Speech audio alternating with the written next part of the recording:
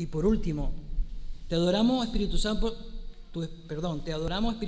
porque con tu poder transformador haces posible que la justicia y la gracia divina sean aplicadas a nuestras vidas. Oremos por estos motivos de oración bastante explícitos y también para que el Señor se pueda mover, sea agradable este tiempo que estamos juntos y que realmente podamos salir bendecidos delante de su presencia. Oremos.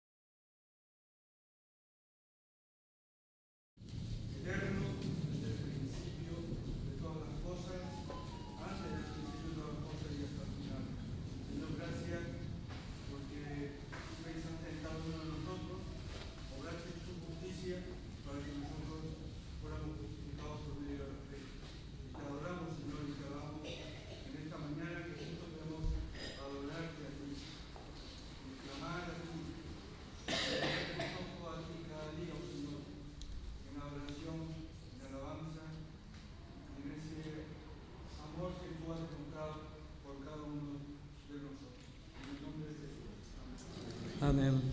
Seguimos orando.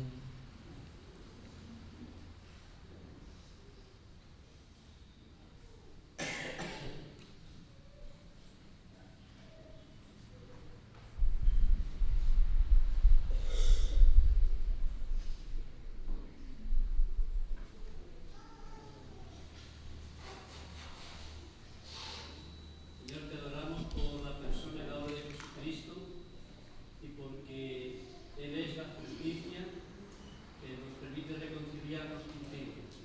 En esta mañana estamos aquí como pueblo para adorarte, para alabarte y para recordar precisamente a través de estos símbolos esa obra tan maravillosa que tú has hecho para con nosotros. Bendito y alabado seas. Amén. Amén. Señor, te damos las gracias por tu presencia en esta mañana. Te damos las gracias, Señor, porque tu Espíritu Santo es el que hace la obra en nosotros y es el que nos transforma cada día, Señor, y que se hace siempre ese nuestro deseo personal delante de ti, Señor, cada mañana, cada día. Bendice este culto, Señor, bendice a cada persona que está en esta mañana aquí, que realmente podamos salir bendecidos delante de tu presencia. Te lo pido en tu nombre, Señor. Amén. Amén. Bueno, bienvenidos nuevamente. Reitero mi saludo para las personas que nos visitan por primera vez, siéntanse en casa. Y es un gozo siempre estar juntos.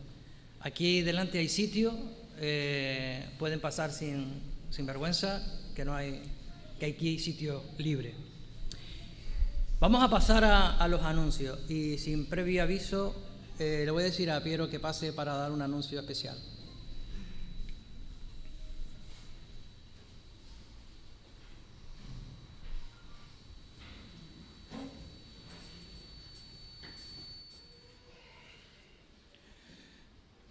Bueno, pues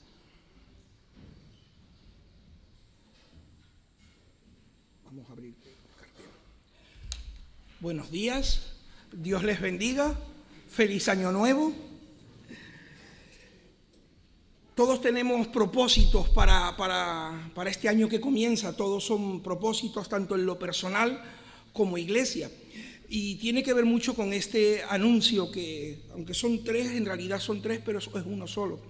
Por más que nosotros nos propongamos tanto en lo personal como iglesia hacer cualquier cosa, ¿qué es lo primero que tenemos que hacer? Orar. Y es muy importante como iglesia que tengamos muy arraigados en cada uno de nosotros ese sentir de levantarnos a orar. Y en nuestra iglesia tenemos muchísimas oportunidades de reunirnos para orar. Por ejemplo, ahora cuando hemos empezado el culto, y que se levanten hombres y mujeres con un espíritu de oración. Yo sé que a veces nos da vergüenza porque a muchos les puede, aunque yo a veces suelo orar, no se crean también, a veces uno le da vergüenza, pero aquí no estamos para estar pendientes de si se equivocó, si se enredó un poco. Aquí estamos para orar unos por los otros y es importante porque si hay algo que llega con olor grato al Señor es la oración. Entonces quiero aprovechar para animarles a que estén orando y además que participen. Tenemos el privilegio esta semana de la Semana Unida de Oración. Las distintas iglesias en la isla, pero especialmente en el municipio en el que estamos, en Santa Cruz, van a estar congregándose. Y qué hermoso es el pueblo de Dios unido en oración. No quiero ministrar con la palabra, pero recordamos Hechos 12, donde para que Pedro fuera liberado, si había algo especial, es que la iglesia estaba unida, orando. Y ahí es como se dio algo grandioso, ese milagro de que Pedro de forma milagrosa fuera liberado de la prisión. Pues esa es la visión que tenemos que tener. El pueblo de Dios va a escoger esta semana para empezar el año unidos en oración. Así que ponga el Señor en nosotros, pero nosotros también tenemos que esforzarnos y poner de nosotros, de nuestra parte, para unirnos en oración. Estemos orando por esta semana y en la medida de nuestras posibilidades, que seguro que si no es un día es otro, asistamos a estas reuniones. No sé si se les ha puesto el cartel ahí con la semana, ven las distintas iglesias donde se van a reunir. En nuestra iglesia, si no estoy equivocado, es el jueves, que coincide con el culto de oración, ¿vale? Y siempre será una buena oportunidad como pueblo de Dios, porque la visión nuestra puede ser limitada de que esta es su iglesia, pero la iglesia de Dios es mucho más amplia y la iglesia de Dios se va a congregar. Creo que a nivel nacional también, Jorge, a nivel nacional. Y si hay algo que necesita este país es oración, es medicina. ¿Y quién tiene esa medicina? La tenemos nosotros, que somos el pueblo de Dios por medio de Jesús. Que así que nos reunimos para orar. Y en esta invitación yo les animo, hermanos. Estamos teniendo unos tiempos hermosos los jueves. Yo sé que es complicado. Podemos poner 20.000 razones por las que no venimos un jueves a orar. Pero hermano, tanto los jueves como estos ratitos que tenemos, el que tenga tiempo, que nos juntamos a orar, hemos visto las respuestas del Señor.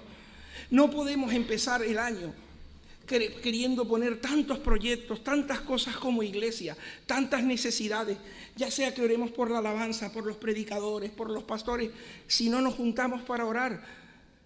Yo siempre, Jorge comenta lo mismo, ¿no? A lo mejor no puedes venir todos los jueves. ¿Cuántos habemos aquí? Si el 10% una vez al mes que vengamos al culto de oración y nos juntemos para orar, en la oración hay poder. El Señor se glorifica en medio de su pueblo. Es lo que le llega como olor fragante. Así que les invito, les animo, hermanos, no por religiosidad, porque la religiosidad, para eso no vengamos. El Señor no quiere eso, sino con corazones que vengan a buscar unidos en oración. Aparte que la oración íntima hace que nos conozcamos mejor los unos a los otros. Hermano, yo no puedo orar por ti en profundidad si yo no te conozco mejor, si yo no sé qué necesidad tienes. Y en el culto de oración esa coinonía, esa comunión se consigue. Así que yo les invito, en mi vida la ha cambiado el culto de oración de esta iglesia los jueves. Hay un antes y un después, donde Jorge en su día por error me envió una invitación para congregarnos por Zoom. Y yo les invito a que cojan esa bendición para ustedes. También nos reunimos los domingos un ratito, unos minutos, un grupo de hermanas y hermanos abajo también, para poner todo este tiempo en las manos del Señor. Invitados quedan, Dios les bendiga. Muchas gracias, Piero. Seguimos también con los anuncios. El próximo domingo tenemos una asamblea. Ya a todos los miembros les habrá llegado esta información. La visita de Jaume Llena. Estamos trayendo invitados, trabajando este lema del reino de Dios. En esta ocasión, la política. Entonces estará el 27 de enero, que es un viernes, a las 7 de la tarde, el sábado 28 a las 6 de la tarde y el domingo en las horas habituales. Por favor, separar este tiempo y tenerlo pensado.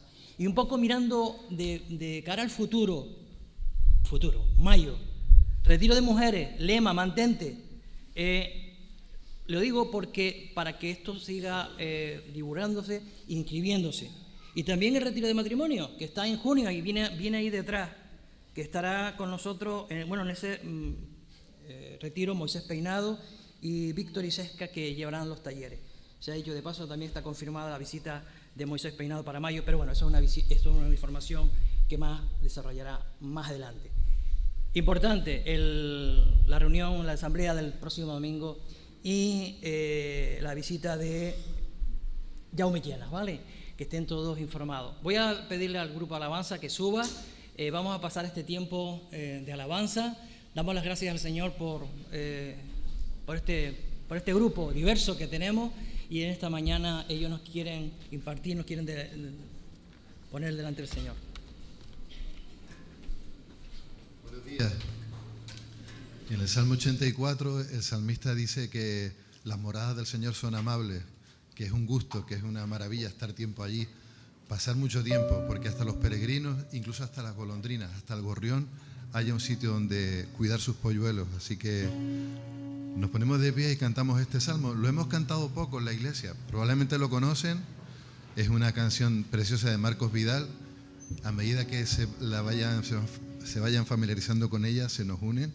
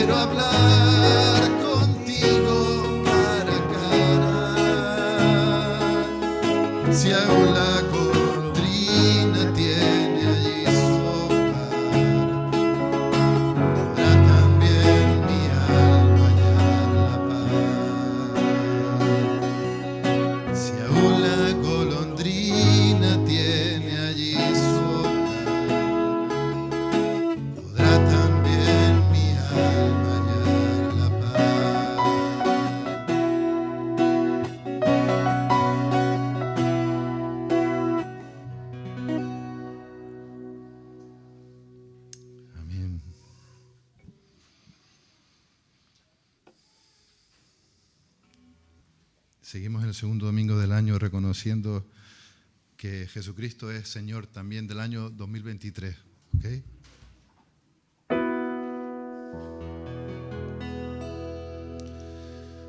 Es Señor.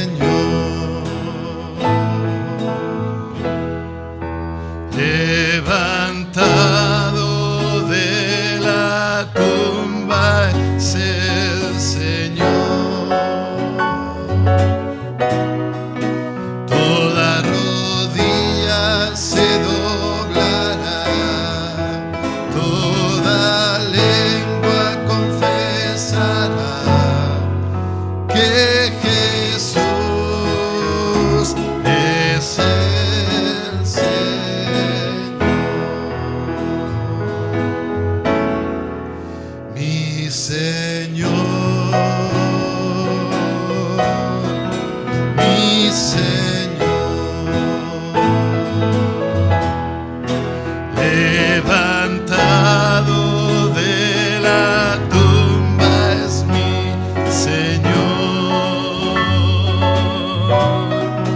Yo le adoraré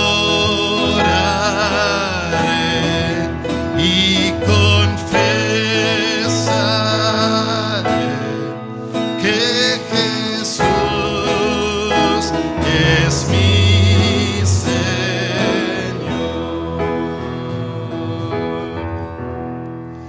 mi Señor,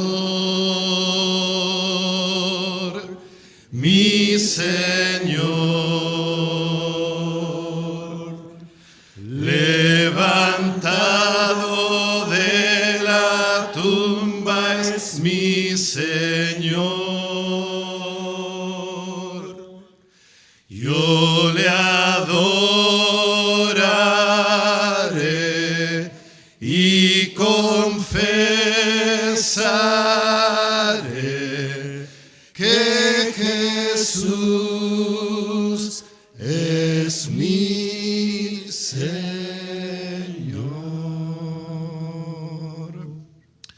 Yo le adoraré y confesaré que Jesús es mi Señor.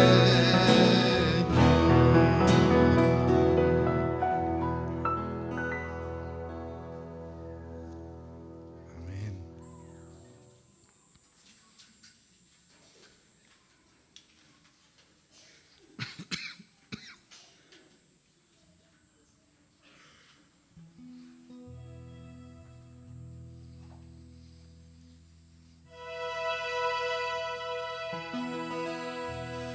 Sentado en su trono, rodeado de luz, a la diestra del Padre gobierna Jesús, con ojos de fuego, con rostro de sol. Cuando abre su boca es trueno su. Sentado en su trono, rodeado de luz, a la diestra del Padre gobierna Jesús, con ojos de fuego, con rostro de sol. Cuando abre su boca es trueno su. Poderoso en majestad y reino, poderoso, poderoso en potestad de imperio, poderoso. Un gran arco iris corona su ser. Él es el Cordero que pudo vencer. Él es el primero, Él es el postre.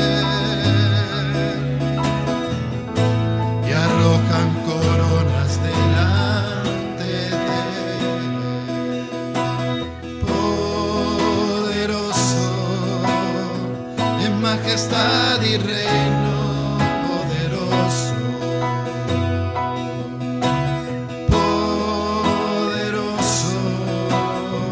En potestad de imperio, poderoso,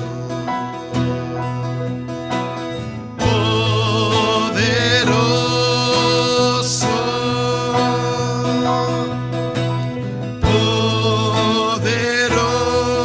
poderoso,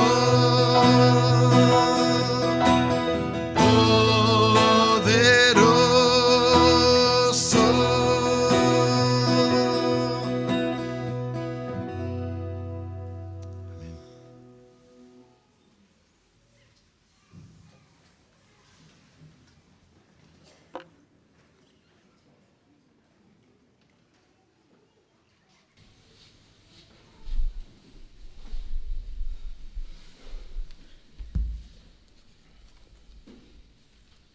Gracias por la alabanza, gracias por elegir estos preciosos cantos que nos hacen acercarnos al Señor y meditar en las palabras. Hoy tenemos Santa Cena, en este primero del año, ¿no? Pensé, no, más bien encontré un devocional y me llamó mucho la atención ahí lo que se hablaba. Decía que el pecado es la realidad más horrenda de esta creación. Aparte que nos contamina, que quita el gozo de nuestras vidas, que nos destruye, pero por encima de todo esto es una ofensa contra el Dios Santo. No cabe la menor duda. No es solo desobediencia a Dios, que ya con eso tendríamos bastantes argumentos. Lo peor de todo es que preferimos algo más antes que Él. Eso es fuerte. El pecado es un crimen porque atenta contra la gloria de Dios. Curiosamente, en el texto que normalmente siempre compartimos y que yo a veces lo obvio, dice, fíjense, en 1 Corintios 11:20, cuando ustedes se reúnen, la verdad es que no les interesa la Santa Cena.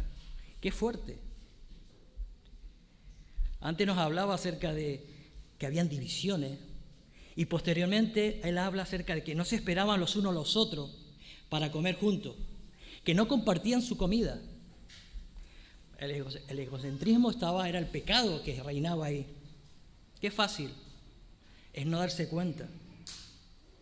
Pablo seguidamente pasa a la Santa Cena y luego nos advierte en el versículo 28, cada uno debería examinarse a sí mismo antes de comer el pan y de beber la copa, porque están participando en ella sin saber lo que están haciendo. Qué triste eso, ¿no? Que vengamos, cojamos el pan, el vino, una cosa más.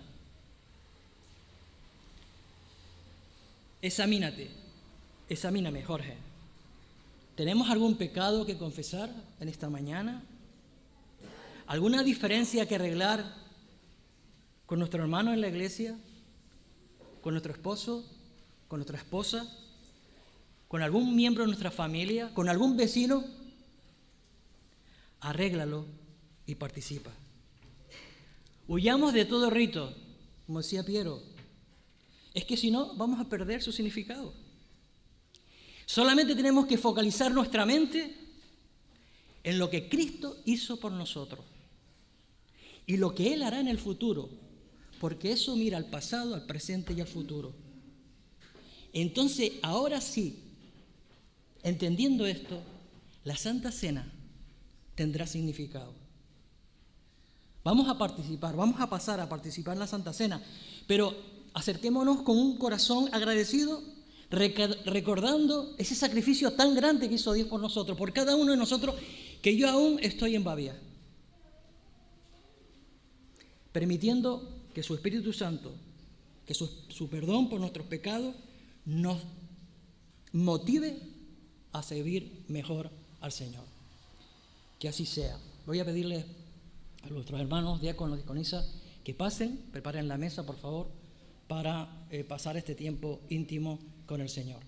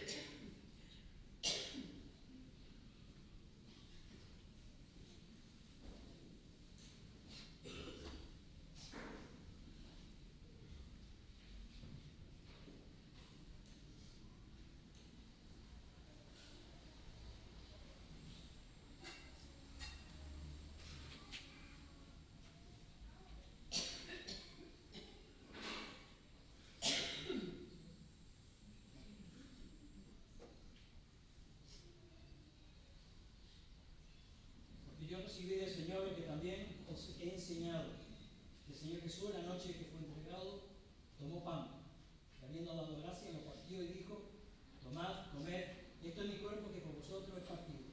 Haced esto en memoria de mí.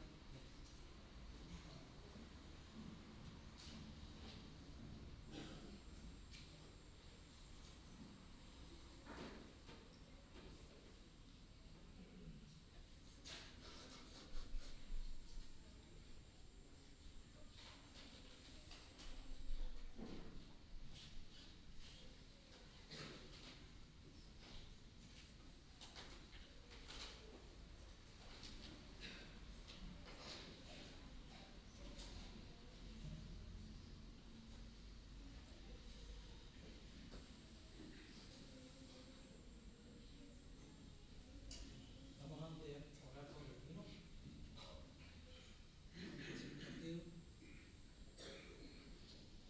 Voy a pedirle a Jonathan, si es tan amable, que pueda orar por el vino. Gracias, Padre, por estar en tu presencia y por poder compartir estos símbolos que nos recuerdan el enorme sufrimiento de nuestro Señor Jesucristo por nosotros, su amor hasta el límite. Señor, que esta sangre nos mantenga unidos, nos mantenga en comunión, nos limpie, nos purifique, libre de nuestros pecados y nos sirva de ejemplo, de motivación para seguir adelante en la carrera hasta que el Señor Jesús vuelva. En su nombre. Amén.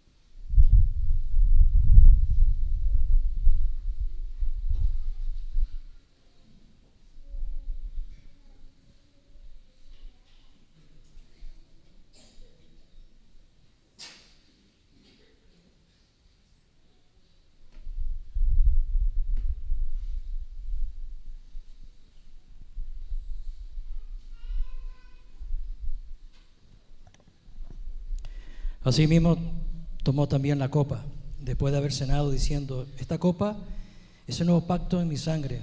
Hacer esto todas las veces que la bebiere en mí, en memoria de mí. Así pues, todas las veces que comeréis este pan y beberéis esta copa, la muerte del Señor anunciáis hasta que Él venga. Que sea así. Hacerlo, lo hacemos en memoria de Él. Amén.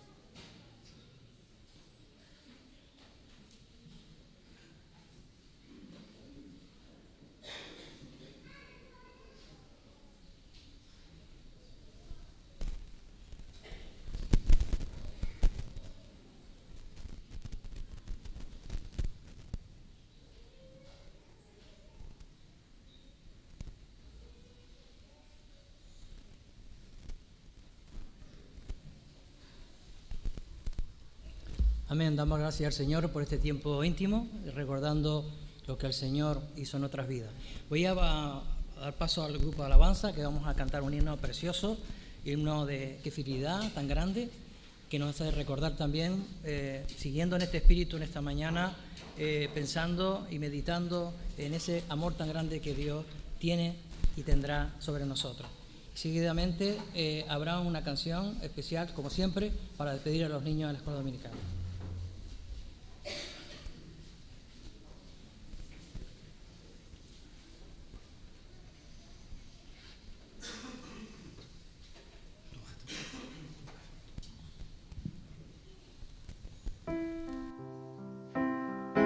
Ponemos en pie.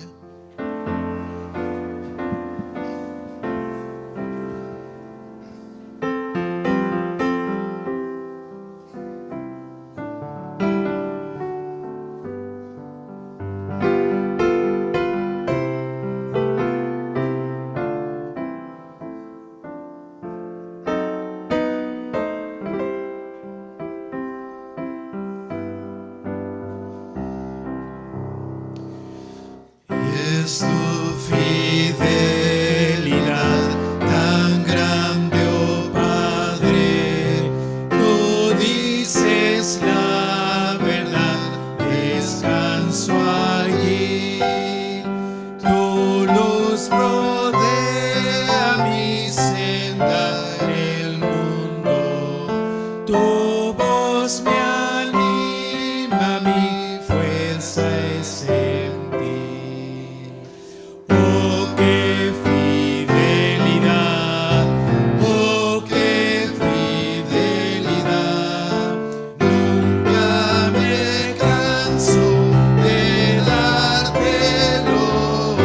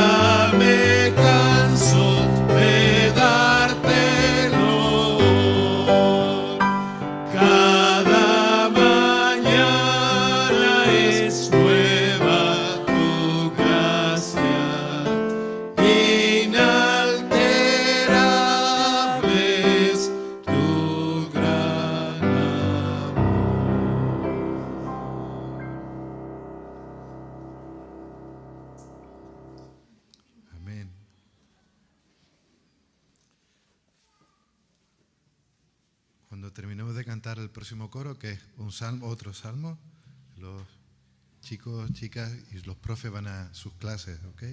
En el día que temo, en ti confío.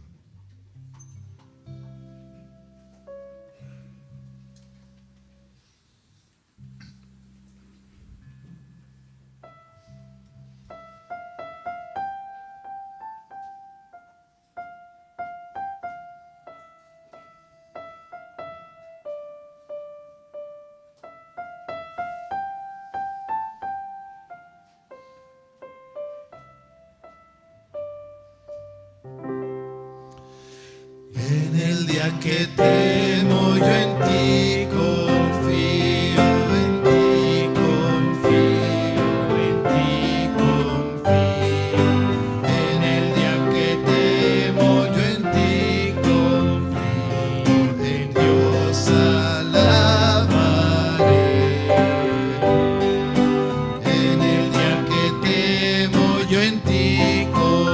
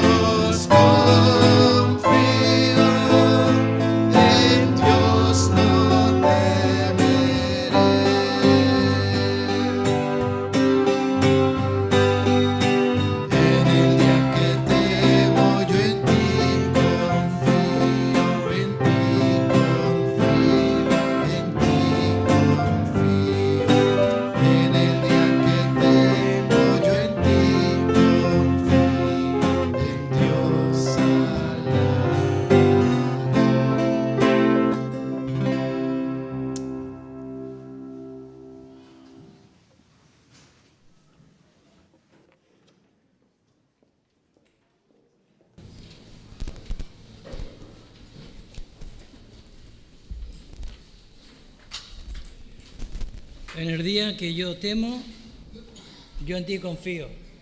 Esto no es solamente para los niños, esto es para cada uno de nosotros. Y tenemos que a veces sernos como niños, confiados, incluso sin saber lo que pasa a nuestros padres. Vamos a leer el texto corto, pero potente, que dice así: porque no me avergüenzo del Evangelio, porque es poder de Dios para salvación a todo aquel que cree, al judío primeramente y también al griego. Porque en el Evangelio la justicia de Dios se revela por fe y para fe, como está escrito, mas el justo por la fe vivirá. Vamos a orar, voy a orar por Benjamín, para que el Señor nos siga bendiciendo en esta mañana, para que seamos sensibles a su palabra, que podamos, que es la misión, lo que cumple, lo que hace el Espíritu Santo es transformarnos nuestras vidas. No podemos ser igual que el domingo pasado, por decir una frase. Oremos. Señor, te damos las gracias hasta este momento porque tú has estado con nosotros, hemos sentido tu presencia. Gracias por recordar lo que tú hiciste en la cruz por nosotros. Y ayúdenos, Señor, a tenerlo siempre muy presente. Oh, Señor, que no quede aquí esto como un ritual. Señor, si tenemos algo contra alguien, Señor, danos la fuerza, porque a ti no te gusta. Señor, bendice tu palabra, bendice a Benjamín, llénale de tu Espíritu Santo y que realmente tú lo uses en esta mañana para honrar tu nombre. Te lo pido en tu nombre. Amén.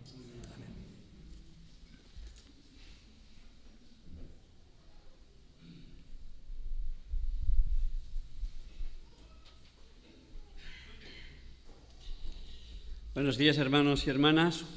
Un gozo una vez más poder estar con vosotros y compartir la palabra del Señor en este nuevo año.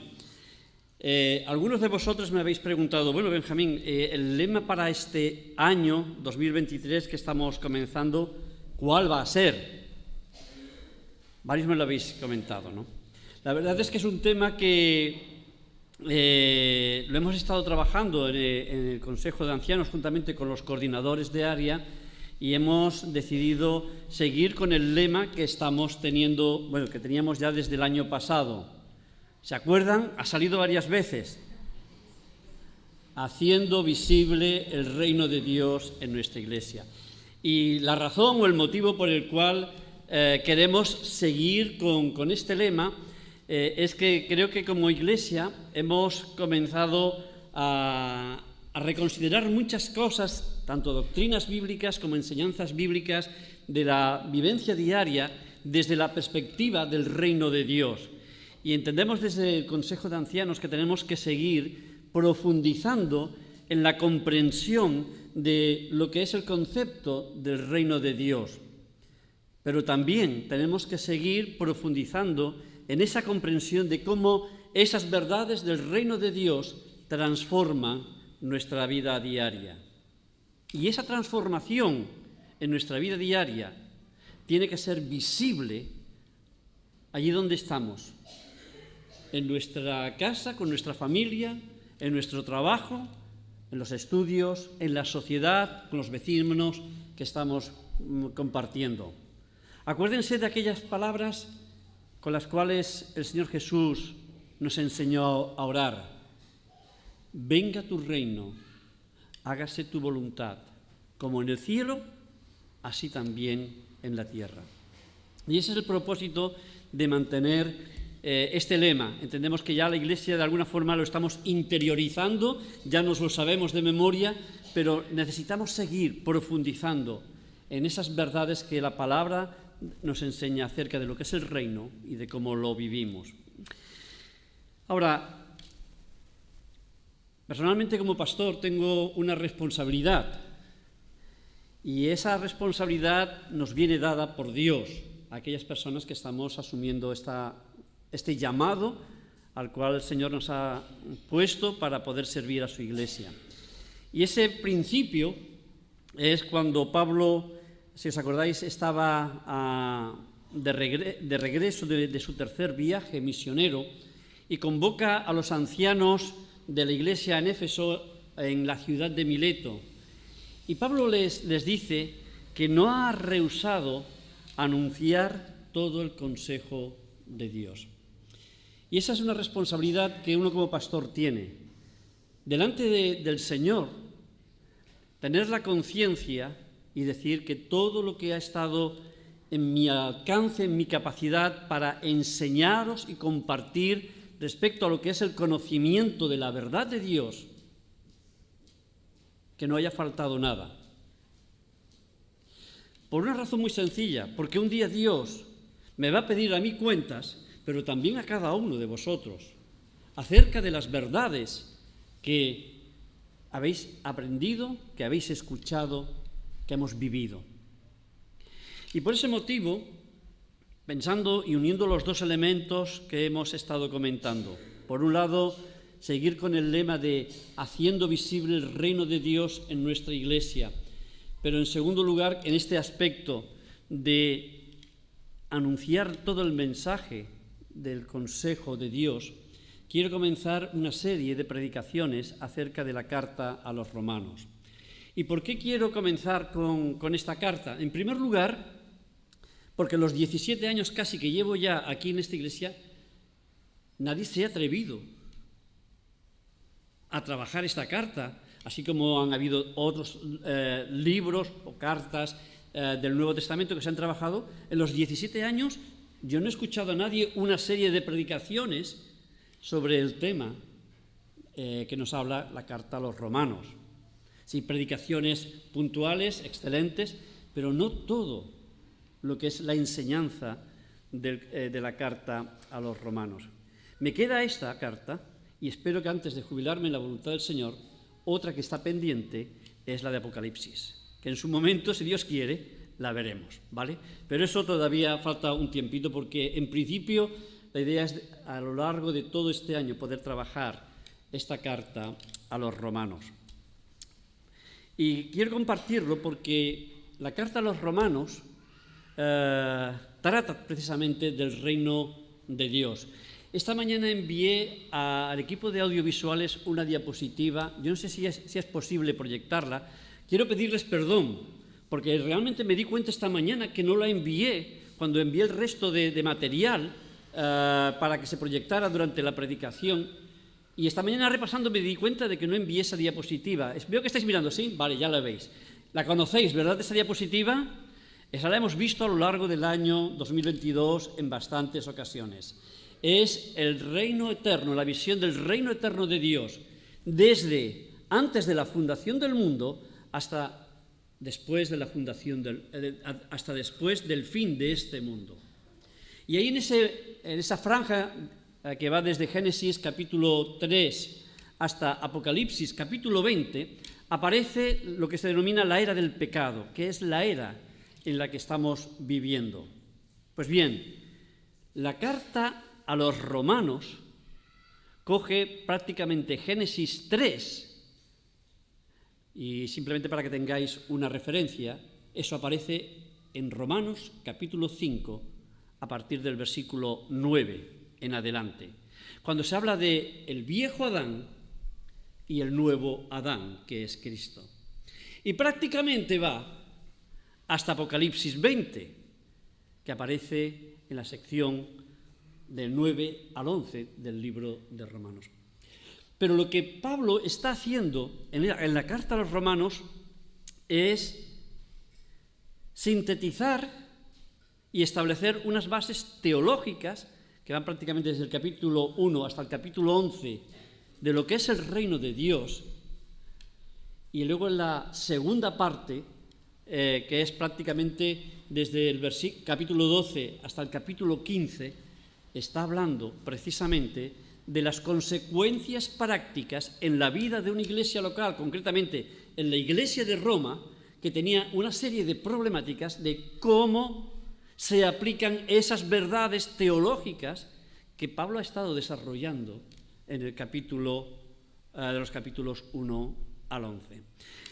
Dicho esto, me gustaría hacer una breve introducción para que entendamos el contexto de la carta a los romanos y el motivo por el cual Pablo escribe esta carta. En primer lugar, no tenemos un conocimiento exacto de si hubo algún fundador de la iglesia de Roma. Así como sabemos, por los registros que tenemos en el libro de Hechos, que hubieron diferentes personas. Pablo fundó muchísimas iglesias en Asia y en otros lugares también de Europa. No sabemos quién fundó la iglesia en Roma. De hecho, la primera referencia que tenemos es en Hechos capítulo 2, en el día de Pentecostés, en el que el Espíritu Santo desciende, si os acordáis, los apóstoles se ponen a hablar en lenguas y entonces dice que allí había muchas personas, y dice, entre ellos, romanos. Personas que eran judíos de origen, pero que estaban viviendo en Roma, personas que se habían ido a vivir por otros motivos en Roma, lo que se denominaban los prosélitos, que eran de otros lugares del mundo, pero que se habían convertido, en este caso, al judaísmo, creyendo que el Dios del Antiguo Testamento es el único Dios verdadero, y estaban precisamente en Jerusalén celebrando aquella fiesta. Y estas personas ya habían escuchado de lo que había sucedido unos días antes, 50 días antes, que era el tema de la muerte y resurrección de Jesús. Y ahora escuchan a Pedro. Y estas personas de diferentes lugares del mundo en aquel momento conocido se convierten. Y entre ellos, ciudadanos romanos o personas judías que vivían allí en Roma. Y estas personas, cuando regresan a Roma, forman lo que se denomina la iglesia en Roma. Eso es lo que se está creyendo.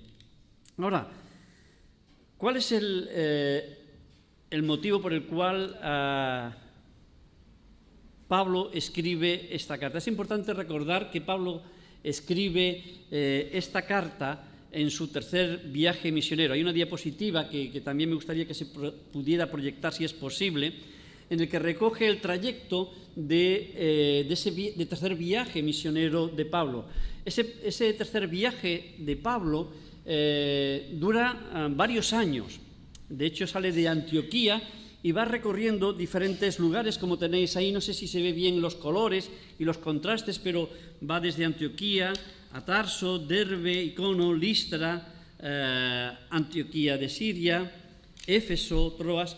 En fin, va haciendo todo un recorrido hasta que llega a la ciudad de Corinto, ¿vale? Se cree que fue en esta ciudad, la ciudad de Corinto, cuando Pablo escribe esta carta a los romanos. Recordaros que el propósito también de este tercer viaje misionero de Pablo era recoger una ofrenda para los hermanos en Jerusalén, que estaban pasando bastantes penurias, una gran hambruna que hubo en aquella época. Y entonces Pablo iba por estas iglesias recogiendo pues esas ofrendas. Estaba durante un tiempo, acordaros que muchas de estas iglesias fueron fundadas por Pablo en sus 2 anteriores viajes misioneros. Y el propósito final era de ir a Jerusalén para llevar las ofrendas de estos hermanos en las iglesias de Asia y de Roma y de Europa, para poder entregárselo. Y el propósito de Pablo era que una vez estando allí en Jerusalén, comenzar lo que sería otro viaje misionero, que sería el 4.º viaje misionero. Y ese 4.º viaje misionero tenía como, digamos, finalidad geográfica alcanzar a las personas que vivían en la península ibérica, lo que hoy es la península de España y Portugal. Bien. Ahora, recordemos también otro detalle que es importante. Pablo, normalmente, como él dice también en su carta, a él no le gusta ir a trabajar a iglesias a las cuales él no ha fundado. Pero él tenía varios propósitos a la hora de ir a Roma. Por eso escribe esta carta. En primer lugar, quiere preparar a los creyentes en Roma para que le puedan conocer. No todos los creyentes en Roma conocían a Pablo y quizás ni siquiera habían escuchado hablar de Pablo como un apóstol. Y Pablo quiere que le conozcan. Y quieren que le conozcan por su escrito. Va preparando el camino. Pero Pablo quiere también que aquella iglesia en Roma, digamos, sea una iglesia comprometida espiritualmente y materialmente con ese proyecto que él tiene de ir a la península ibérica y plantar iglesias, así como había estado plantando en otros lugares. Y un propósito también que no es menor. Él quería estar ese tiempo allí en Roma porque la iglesia en Roma estaba dividida. Y esto nos damos cuenta al leer la carta a los romanos. En la iglesia en Roma había un gran grupo de creyentes de origen romano, de origen gentil, pero luego había otro grupo que se habían convertido del judaísmo al cristianismo. Y este es un problema que ya sabéis, no es nuevo en la iglesia primitiva. En diferentes cartas, tanto Pablo como otros hermanos trabajan esta problemática y esta situación. Y entonces Pablo quiere, por un lado, establecer lo que son las bases teológicas, de ahí del capítulo 1 al capítulo 11, de lo que es el Evangelio. Y luego, a la otra parte, que como hemos comentado, tiene que ver con los elementos prácticos de esa realidad.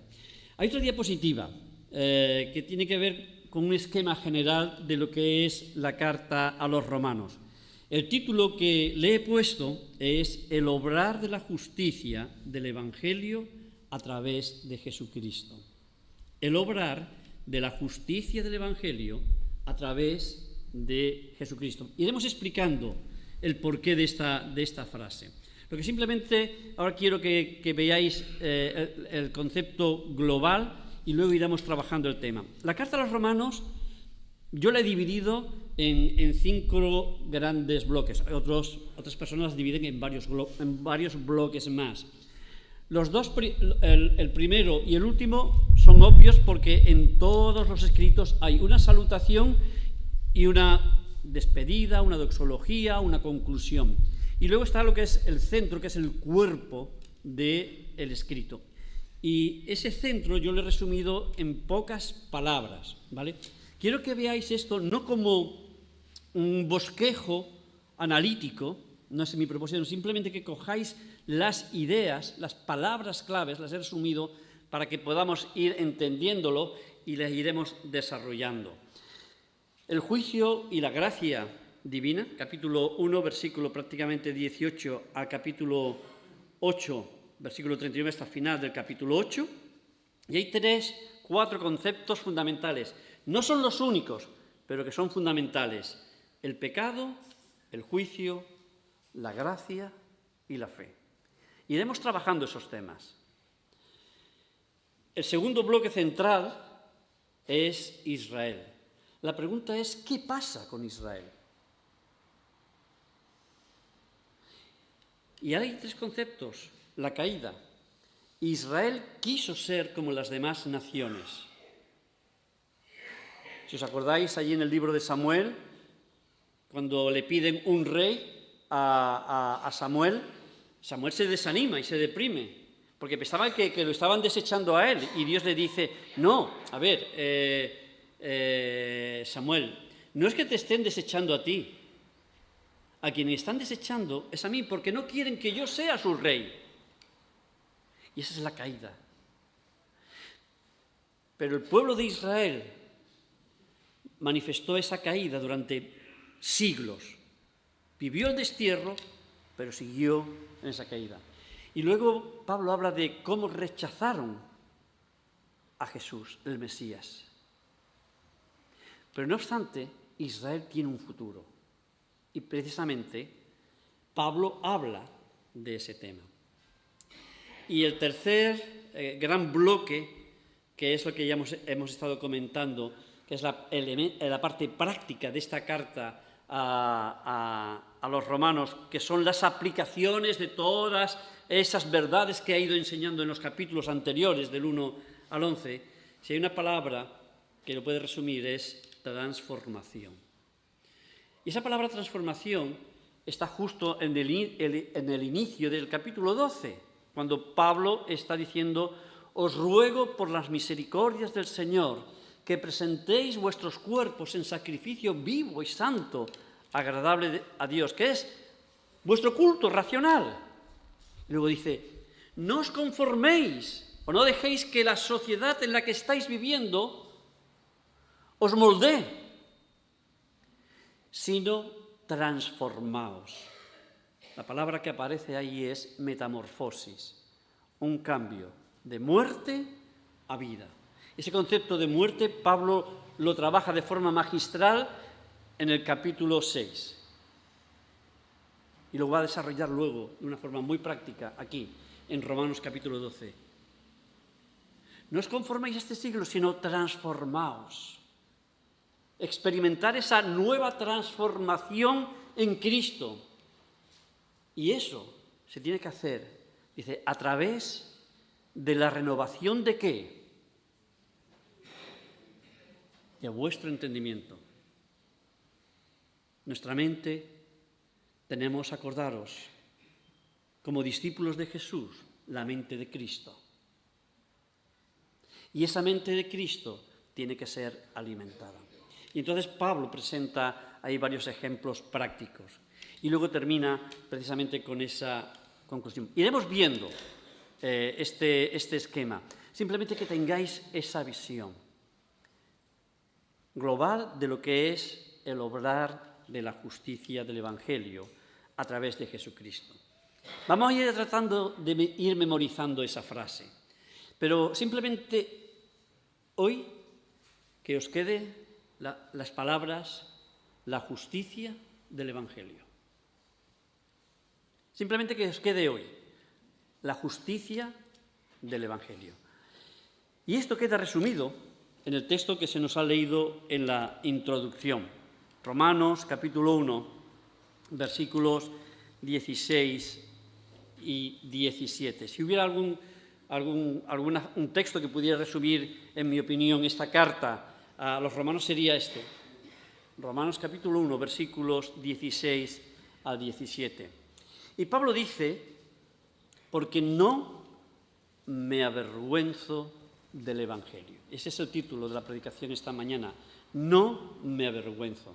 Y Pablo da una razón, da una explicación del por qué no se avergüenza del Evangelio. Ahora es importante que entendamos varios conceptos. En primer lugar, cuando estamos hablando de vergüenza, y él dice que no se avergüenza, está cambiando, está jugando con ese término para decir que para él es un honor conocer el Evangelio y que el Evangelio forme parte de su vida.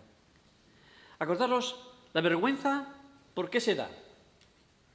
La vergüenza se da cuando hay una serie de códigos, digamos, conductuales que como comunidad aceptamos y alguien, pues, transgrede esos códigos éticos o conductuales, ¿no? Todos sabemos que robar está mal, ¿verdad? Entonces, si alguien roba, la sociedad avergüenza a esa persona diciendo, has hecho algo que estás mal, ¿verdad? Ese es uno de los elementos. Pero luego hay el otro elemento, que es la vergüenza por el temor a lo que otros puedan pensar, a la influencia que otros pueden tener. ¿Tú eres cristiano? ¿Tú crees en la Biblia? ¿Tú crees en Jesucristo? ¿Tú crees en los milagros? Me parece que eres un poquito tonto, ¿no? Un poquito cursi, ¿no? Eso era de nuestros antepasados, que creían esas cosas, que creían en las supersticiones, que creían en esas historias ilusas. Y entonces tú te sientes como, tengo vergüenza de hablar del Evangelio porque no quiero que se rían, que se mofen, que se burlen de mí. Fijaros que este es el interesante detalle del que Pablo está hablando a Timoteo. Si queréis acompañarme en la lectura segunda de Timoteo, capítulo 1, donde Pablo está jugando con este concepto. Segunda de Timoteo, capítulo 1, versículo 7. Segunda de Timoteo, capítulo 1, versículo 7. Dice, porque no nos ha dado Dios espíritu de cobardía, sino de poder, de amor y de dominio propio.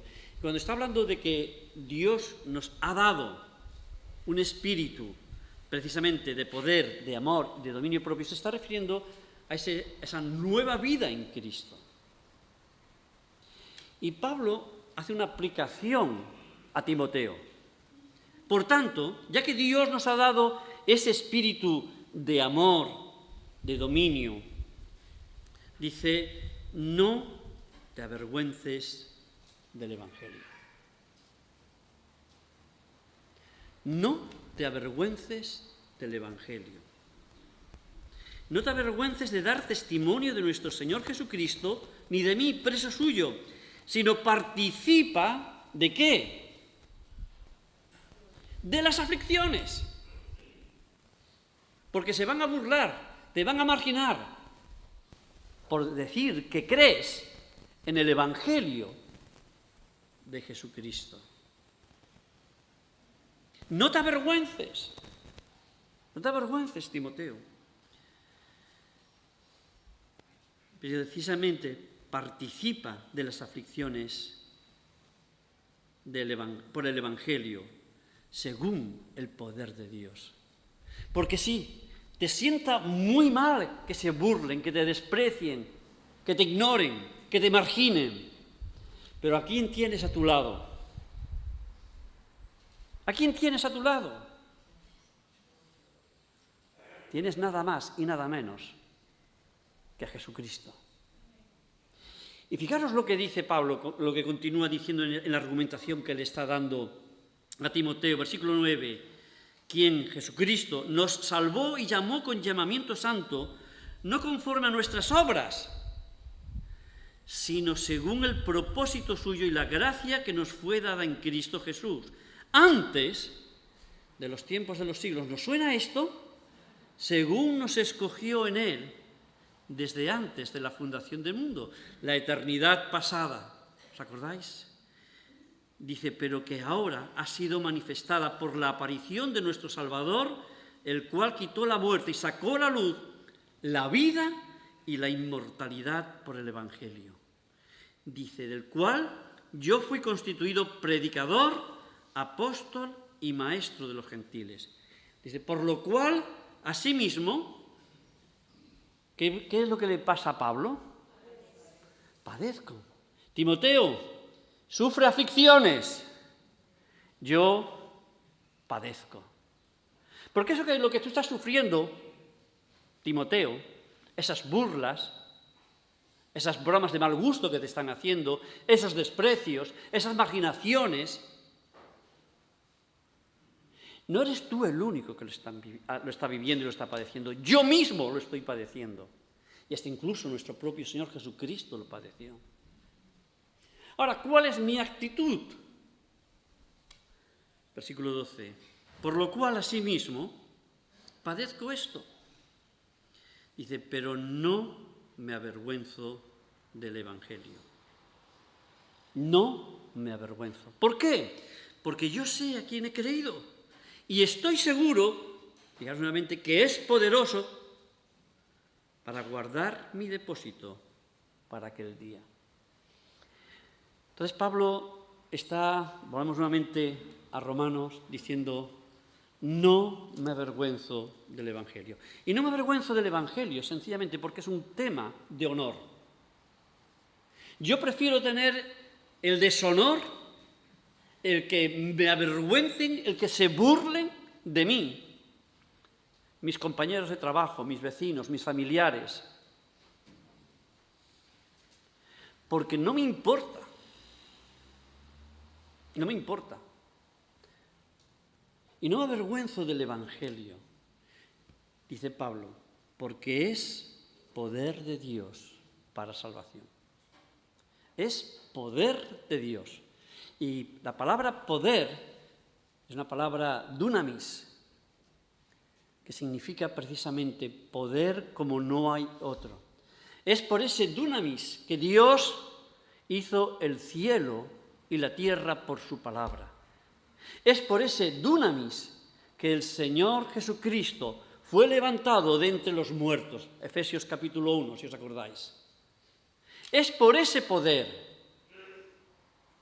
Entonces, si Dios es poderoso para hacer este universo en el que vemos y en el que vivimos, si es poderoso para resucitar a Jesucristo de entre los muertos para no volver a morir más, ¿de qué me tengo que avergonzar?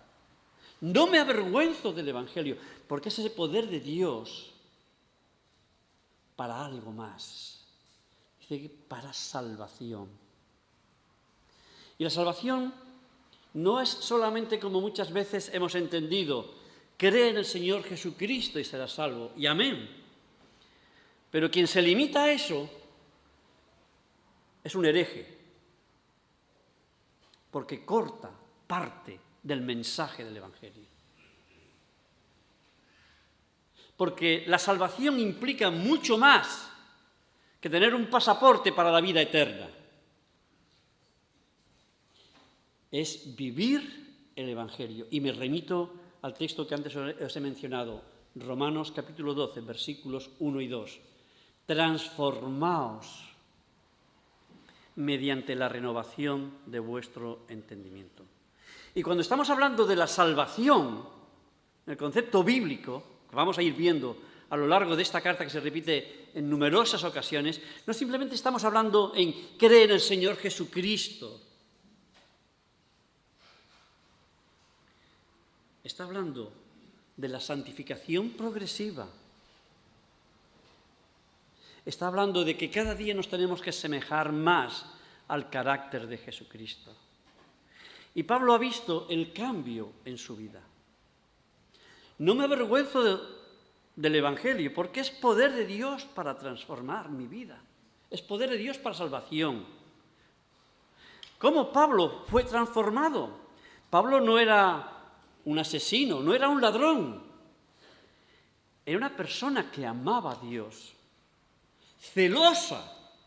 Como pocos de nosotros podemos ser celosos en el amar a Dios y en el amar la palabra de Dios. El problema es que él se dio cuenta que era un religioso. Que todo su amor a Dios y todo el amor a la palabra era mera religión, que él había aprendido desde niño, que había interiorizado, que había estudiado y que estaba enseñando e incluso imponiendo, persiguiendo a la Iglesia. Y el Evangelio es poder transformador, sí, para un drogadicto, para un asesino, para un ladrón, para una persona que sea adicta a cualquier cosa, de las peores que nos podamos pensar, pero también el mensaje del Evangelio es poder para transformar la vida de un religioso. Y hoy en día el Evangelio se tiene que predicar a los religiosos especialmente, porque las iglesias están llenas de religiosos. Personas cuyas vidas no están siendo transformadas por el poder del Evangelio. Porque cuando el Evangelio llega a la vida de una persona, esa vida es totalmente transformada. Cambian sus ilusiones, cambian sus anhelos, cambian sus perspectivas, cambian sus metas, el sentido de su vida. Quiere vivir para predicar el Evangelio. Quiere vivir para asemejarse cada día más y más a Jesucristo. Quiere vivir para edificar a sus hermanos y a sus hermanas. Quiere vivir para ser un testimonio. Por eso Pablo dice, porque no me avergüenzo del Evangelio, porque es poder de Dios para salvación, para transformar la vida. Y hermanos de Roma, Pablo les está diciendo, mírenme a mí. Mírenme a mí. Y miren el cambio que Dios ha hecho en mi vida. No por lo bueno que yo haya sido, ni por lo santo, ni por lo mucho que he conocido la ley, ni por mucho que la he cumplido, según las tradiciones de nuestros padres. He sido transformado por Jesucristo. Y Pablo dice, no me avergüenzo del Evangelio, porque es poder de Dios para salvación, al judío primeramente y también al griego. Cuando está hablando del griego, está hablando precisamente de aquellas personas que no eran judías, o los gentiles, que también aparece en varias ocasiones. Y la carta que viene a continuación, capítulo 1, versículo 18, precisamente, Pablo va a demostrar que tanto los judíos como los gentiles están bajo el juicio de Dios a causa del pecado. Entonces, que los judíos no piensen que por ser descendencia de Abraham, por haber tenido el privilegio de haber tenido el Antiguo Testamento, la revelación que Dios ha dado, no se crean que ustedes son mejores que los griegos o que los gentiles. Ustedes, oh judíos, necesitan ser transformados única y exclusivamente por la obra redentora de Jesucristo. Con que sí, aquellos que siguen su religiosidad necesitan la transformación, el poder de transformación de Dios en sus vidas para cambiar esa religión. Y fijaros versículo 17. ¿Os suena este versículo 16, verdad que sí? 1:16. ¿Nos lo sabemos de memoria? Sí. Bueno, vamos a hacer un pequeño ejercicio. Me gustaría que aprendiéramos varios versículos de la carta a los romanos de memoria. Hoy no va a ser posible, pero si Dios quiere, la semana próxima os voy a regalar un punto de libro para que lo tengáis, bajo el compromiso de que os vais a memorizar el texto, ¿vale? Pero eso será la semana próxima. ¿Lo repetimos todos? ¿Lo sabemos? Yo no sé si es posible el equipo de audiovisuales que proyectan el texto. Romanos 1:16. Yo creo que la mayoría no lo sabemos, si no tenéis vuestras Biblias, y si no, seguro que el equipo de audiovisuales lo tienen ahí. Todos a la vez, porque no me avergüenzo del Evangelio, porque es poder de Dios para salvación a todo aquel que cree, al judío primeramente. Voces celestiales, recitando la palabra de Dios. Vamos a tratar de memorizarlo en esta semana y la semana próxima lo practicamos. Pero fijaros que Pablo no termina ahí su idea del motivo por el cual él no se avergüenza del Evangelio. Porque ha comentado que el Evangelio tiene poder para transformar la vida. Y él se pone como ejemplo. Hay algo más. Y viene esa conjunción explicativa, porque él nuevamente vuelve a coger la idea, el Evangelio. En el Evangelio, la justicia de Dios se revela por fe y para fe, como está escrito, el justo por la fe vivirá. Volvamos a leer el texto, porque este será otro texto que memorizaremos. Para esta semana, Romanos 1:16. Veremos el siguiente, porque es una unidad de pensamiento. Porque en el Evangelio, fijaros qué es lo que está diciendo Pablo, que está conectando con lo que ha dicho antes, con la idea, no me avergüenzo del Evangelio. Para mí el Evangelio es un tema de honor. ¿Y por qué es un tema de honor? Por la transformación de la vida, pero porque el Evangelio es la justicia de Dios.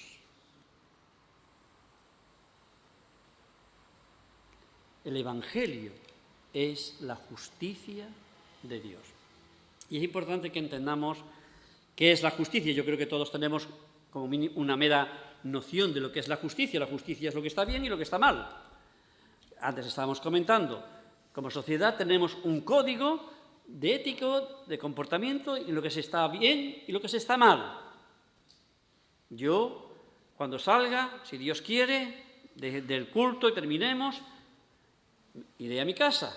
Y para ir a mi casa lo primero que me voy a encontrar va a ser un semáforo. ¿Verdad? Yo voy para abajo, los que vais para arriba, os vais a encontrar otro semáforo un poquito más arriba, ¿verdad? Si nos lo encontramos en rojo, ¿qué es lo que tenemos que hacer? Parar. Lo sabemos, ¿verdad? Porque si tenemos el permiso de conducir, eso lo hemos aprendido y ese es el código. ¿Eso está bien o está mal? Si el semáforo está en rojo y tú paras, estás actuando como se te espera. Pero si tú te saltas el semáforo, además de incumplir con la ley, con la justicia, te arriesgas a hacer daño a otras personas y hacerte daño a ti mismo, ¿verdad? Cuando estamos hablando de la justicia, estamos hablando de una de las partes esenciales del carácter de Dios. Y la justicia no la podemos separar de otros atributos de Dios como son su santidad, su amor, su verdad. Hay muchos más. Permitidme una ilustración. Es como nuestro cuerpo. Todos los órganos están unidos entre sí, ¿verdad que sí? Tenemos aquí varios médicos, ¿verdad? ¿Es correcto? Sí, perfecto. Yo no voy a decir una cuestión que sea inapropiada. Todos nuestros órganos están unidos entre sí. Si queremos, no sé, estudiar nuestro hígado, o el páncreas, o el corazón, tenemos que cortarlos, en el sentido aisladamente, tenemos que cortarlos del resto de los otros órganos, ¿verdad? Eso es algo muy complicado y muy difícil que a veces se hace para los trasplantes. Pero es importante que entendamos que cuando estamos hablando de la justicia de Dios, no podemos separarla de ninguno de los otros atributos de Dios. porque tendremos un concepto erróneo de la justicia de Dios. Por eso, cuando estamos hablando de la justicia de Dios, tenemos que ser conscientes también de la santidad de Dios, de la verdad de Dios, del amor y de la gracia, de la misericordia de Dios. ¿Por qué? Porque todas ellas se equilibran. Y eso es lo que hace que Dios sea plenamente perfecto. La justicia de Dios es lo que Dios ha revelado de sí. ¿Qué es lo que está bien y qué es lo que está mal? Fijaros, acompañadme por favor a la lectura clave en esta carta a los Romanos. Romanos capítulo 3, versículo 21. Aquí Pablo está llegando a la final, como una conclusión de lo que antes he mencionado, de que tanto los judíos como los gentiles están bajo la condenación de Dios, porque, como dice en el capítulo 3, versículo 10, no hay justo ni aun uno. No hay justo ni aun uno. Y fijaros como Pablo está definiendo la justicia de Dios. Todos hemos transgredido esa justicia, pero esa justicia no solamente es una condena, hay mucho más. Romanos 3, 21. Pero ahora, aparte de la ley, fijaros, se ha manifestado la justicia de Dios. La ley está revelando la justicia de Dios, qué es lo que está bien y qué es lo que está mal, según Dios. Y esa justicia de Dios es testificada, fijaros, o manifestada, dada a conocer la justicia de Dios por la ley y los profetas. Acordaros, la ley sencillamente es lo que Moisés dio al pueblo. Los profetas era el llamado continuo que hacían estos hombres de Dios para que el pueblo se volviera a Dios. No traían nuevos mandamientos los profetas. Los profetas lo que hacían continuamente es vuélvanse a Dios, vuelvan a cumplir la ley, vuelvan a cumplir la ley, pero con el espíritu con el cual Dios la ha dado. Por eso Jesús dijo, yo no he venido para abrogar la ley, sino para cumplirla, porque ustedes no lo han cumplido. Y fijaros el versículo 22, dice, la justicia de Dios, fijaros, ¿por medio de qué? De la fe. ¿En quién? En Jesucristo. No en una religión, no en el judaísmo, sino en Jesucristo. ¿Y por qué en Jesucristo? Fijaros, para todos los que creen en Él, porque no hay diferencia, por cuanto todos pecaron y están destituidos de la gloria de Dios. Todos hemos quebrantado esa ley de una forma u otra y estamos destituidos de la gloria de Dios, porque fuimos creados para vivir en comunión con Dios y en la gloria y en la presencia de Dios. Y estamos destituidos desde que el pecado entró, Génesis capítulo 3. Y fijaros que ahí es donde viene el otro aspecto de la justicia de Dios. Siendo justificados gratuitamente por su gracia mediante la redención que es en Cristo Jesús. Siendo justificados ante Dios, podemos ser única y exclusivamente ser justificados por la gracia de Jesucristo. Y eso es precisamente lo que Jesucristo hace en la cruz, la redención. Y acordaros, la palabra redención es el precio que se paga por el rescate. Nosotros éramos esclavos del pecado y aunque quisiéramos liberarnos del pecado, no podíamos. Por muy buenas obras que hiciéramos, no nos podíamos liberar. Lo único que merecíamos era la muerte. Por eso Jesucristo murió y su muerte es el precio. Acordaros de aquellas palabras del apóstol Pedro, capítulo 1, en su primera carta. No fuimos comprados con cosas corruptibles como oro o plata, sino, ¿os acordáis? con la sangre preciosa de Jesucristo. Ese es el precio que Jesús pagó en la cruz por ti y por mí. Y eso es lo que nos hace estar justificados delante de Dios. Eso es lo que nos hace poder estar en la misma presencia de la gloria de Dios. Por Jesucristo, a través de la fe. Dice, a quien Dios puso como propiciación por medio de la fe en su sangre, para manifestar su justicia a causa de haber pasado por alto en su paciencia los pecados pasados, con la mira de manifestar en este tiempo su justicia, a fin de que Él sea el justo y el que justifica al que es de la fe de Jesús.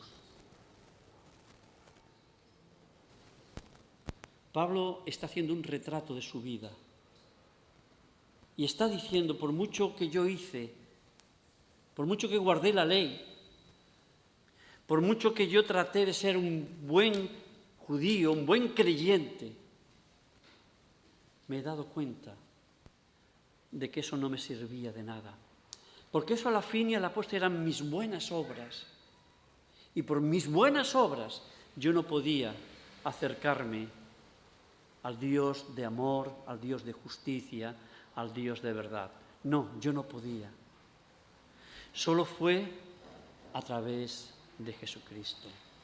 Y fijaros que en estos versículos se nos ha reiterado varias veces una palabra que aparece en el versículo 17. Volvamos nuevamente, Romanos 1:17, porque en el Evangelio la justicia de Dios se revela por fe y para fe, como está escrito, mas el justo por la fe vivirá.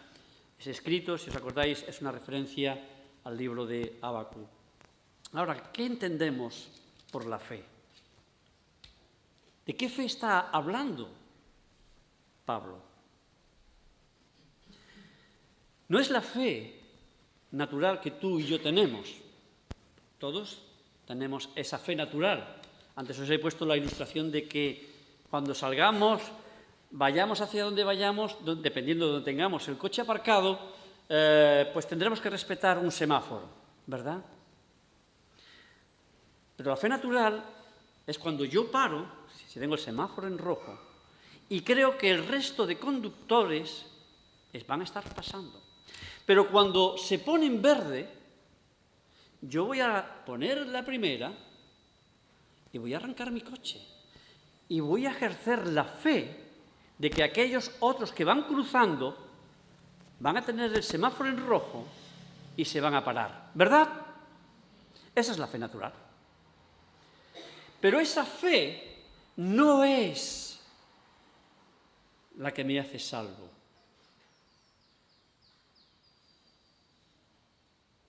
Cuidado con eso, hermanos y hermanas, que confundimos mucho. Entonces la fe, que precisamente dice que es de Dios, ¿cómo viene? ¿Os acordáis?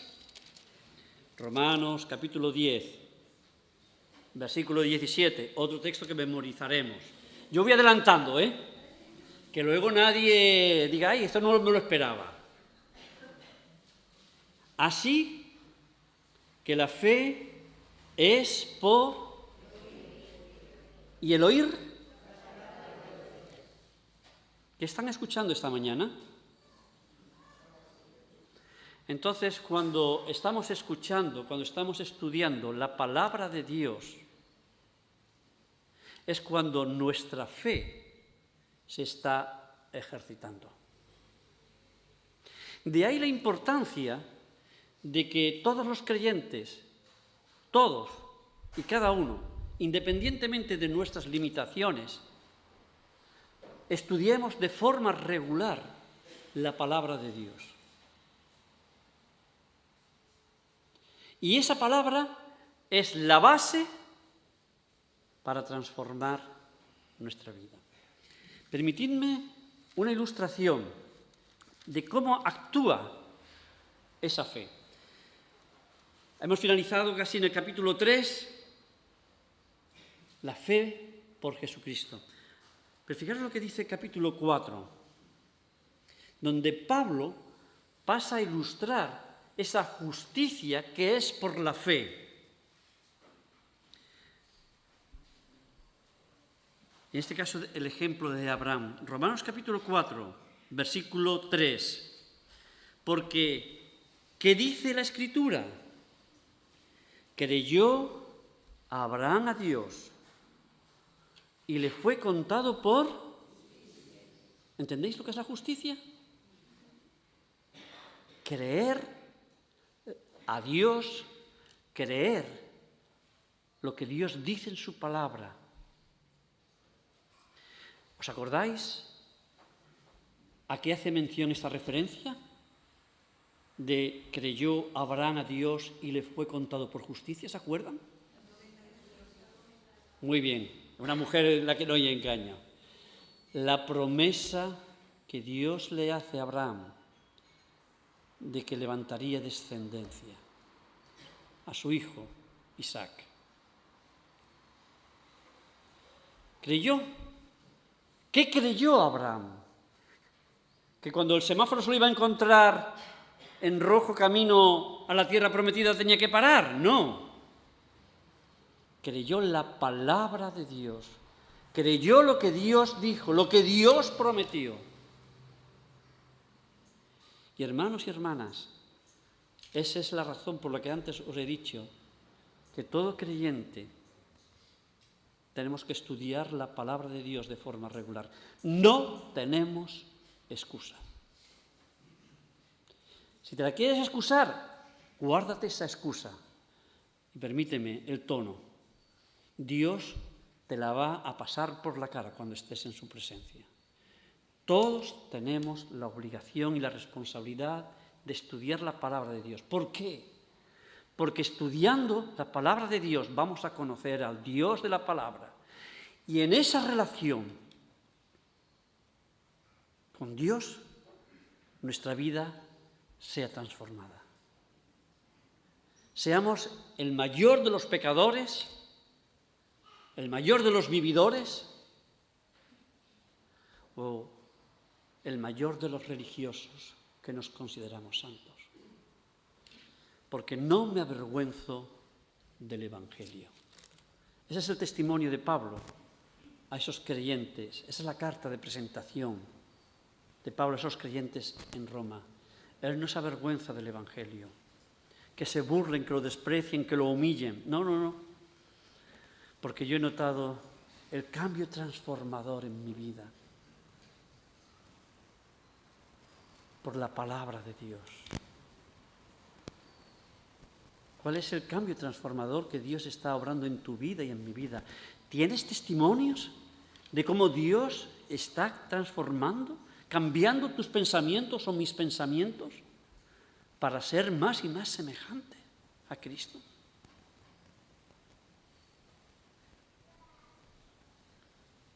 Si no es así, hoy es el día de buenas noticias. Porque el Evangelio significa buenas noticias. Porque hoy es día de salvación. Y lo que en esta mañana hemos hecho aquí ha sido presentar el mensaje del Evangelio, de Jesucristo. Es la buena noticia de Dios que trae esperanza para una sociedad caída. Una sociedad que se autodestruye. Una sociedad que vive de espaldas a Dios. Una sociedad que solo puede encontrar sentido a su vida mirando cara a cara a Jesucristo y diciendo, tal como soy, vengo a ti. Con mi religiosidad, con mis pecados, tú lo sabes, ¿qué te voy a esconder yo? Haz de mí una nueva persona. Que hoy sea día de salvación en esta iglesia. Para personas que aún no conocen a Dios, que el Evangelio, la buena noticia de Dios en Jesucristo, les traiga esa palabra de reconciliación. Pero aquellas personas que quizás hemos vivido durante años, décadas, con el Evangelio, llevando la Biblia, viniendo y cumpliendo, pero que realmente no nos hemos dado cuenta de que el Evangelio ha tenido que transformar mi vida, que no puede ser como hace 30 años cuando me convertí. Hoy es día de salvación. Señor, gracias, porque es verdad. Hoy es día de buenas noticias, Señor. Hoy es día de Evangelio. Ese Evangelio que transforma, que da vida, que da sentido, que da alegría, que da perspectiva, aún en medio de las aflicciones, en medio de los sufrimientos, porque esa esperanza que tú nos das en Jesucristo es maravillosa. Oh Señor, yo te pido que ese Evangelio transforme mi vida, que me haga cada día más semejante al carácter de Cristo. Y te pido también por mis hermanos, Señor, aquellas personas que verdaderamente también han nacido de nuevo y están en esa lucha, Señor, en ese querer cada día ser más y más semejante a ti, Señor. Que tu palabra, Señor, nos transforme, Señor. Pero también te pido por personas, Señor, que creyendo estar en la fe, Señor, viven una religiosidad. Señor, somos conscientes que solo es tu Santo Espíritu el que puede transformar los corazones. Y el poder de tu palabra, Señor. Habla a cada uno, Señor. También, Señor, como quizás aquellas personas a las cuales, Señor, todavía no han tomado la decisión de rendir su vida a ti, que son simpatizantes, que vienen, que se alegran, que se gozan, pero que realmente nunca han tomado la decisión de decidir seguir a Cristo. Oramos por ellos, en el nombre de Jesús. Amén.